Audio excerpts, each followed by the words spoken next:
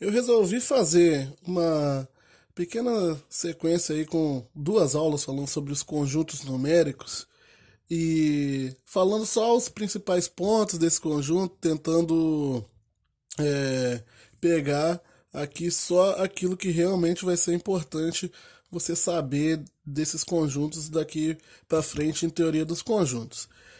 Os conjuntos numéricos, como os próprios nomes já diz, são um conjunto onde os elementos deles serão números. Você tem infinitos tipos de conjunto que possuem números, ou seja, conjuntos numéricos, porém, quatro deles serão muito importantes aqui para nós. Perdão, cinco deles, que é o conjunto dos números naturais, conjunto dos números inteiros, conjunto dos números racionais, os irracionais e os reais. Acredito que todos eles, quem esteja vendo essa aula, já conheça. Por isso que eu não vou entrar aqui em questões de definição muito rebuscada, vou apenas pontuar algumas coisas. Quem são então os conjuntos dos naturais? São aqueles números, alguém com certeza já falou isso para vocês no passado, são aqueles números que os seres humanos criaram naturalmente, com a necessidade de contabilizar coisas, de enumerar coisas, de contar, as coisas de contagem, né? Então os conjuntos naturais são aqueles números tipo 0, 1, 2, 3, 4, 5, 6. E ele é um conjunto infinito, né? Por isso as reticências aqui, indicando que esse conjunto ele não acaba e ele vai crescer aqui infinitamente. É, Uma coisa importante ao se falar sobre conjuntos é começar a tentar observar que tipo de subconjuntos esse conjunto aqui possuiria. E existem alguns subconjuntos importantes aqui para os naturais. Observe que o natural, os números naturais, começam do zero, né? Eu poderia falar sobre um conjunto que recebe essa nomenclatura com um asterisco aqui na parte superior dele. Esse conjunto aqui significa que eu quero pegar esse conjunto numérico, essa nomenclatura é exclusiva para conjuntos numéricos, tá?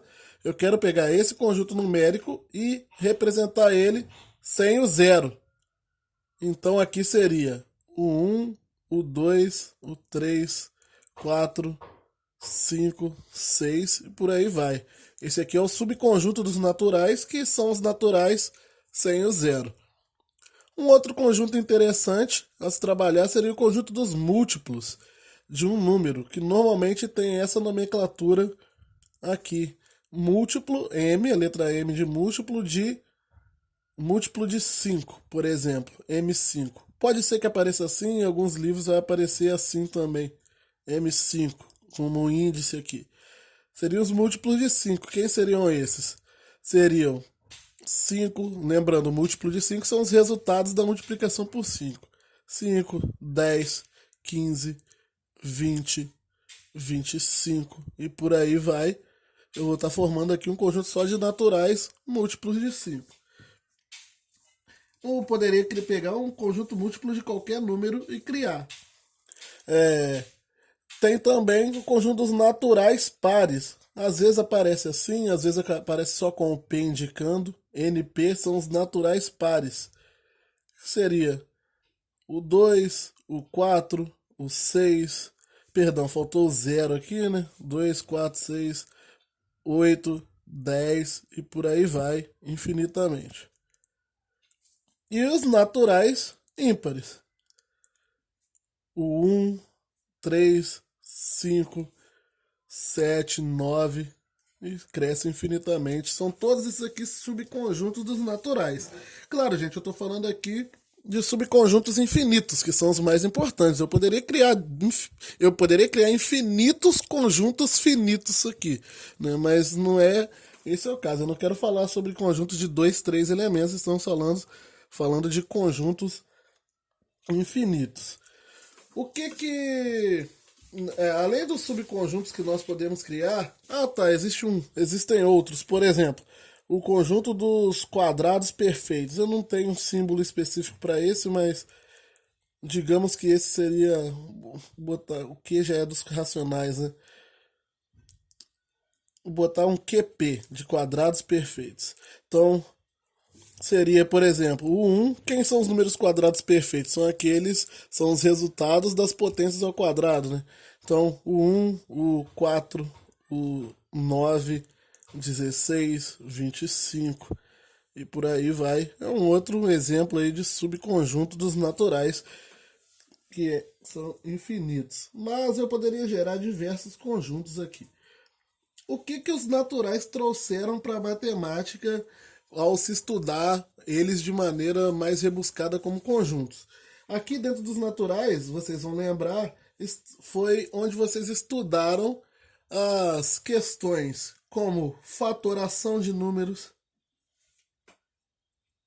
fatoração, onde vocês estudaram múltiplos e divisores,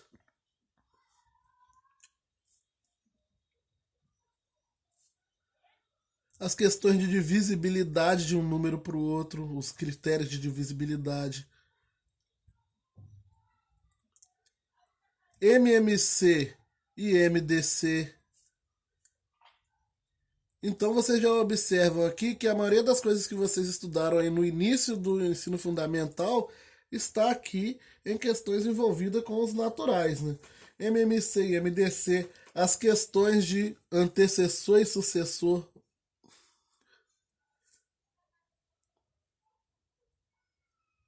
ante- antecessor e sucessor, é, já vale observar que nem todo natural possui um sucessor, porém nem todo possui um antecessor, né? Por isso que começou a se falar sobre esse elemento aqui. Por exemplo, o zero, ele não possui antecessor. Não tem ninguém antes dele dentro dos números naturais. Aí você fala, ah, mas tem o menos um, mas o menos um não é natural.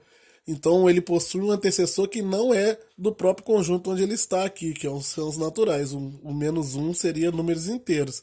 Dentro dos naturais, todo mundo possui um sucessor, alguém que vem depois, mas nem todo mundo possui um antecessor. Todas essas questões envolvendo esse tipo de coisa vai estar aqui dentro do estudo dos naturais. Por isso que, como essa matéria aqui eu vou trabalhar ela em conjunto aí com reforço em matemática, eu vou estar revisando provavelmente isso aqui enquanto eu estiver falando sobre conjuntos, sobre conjuntos numéricos, conjunto dos números naturais, ok?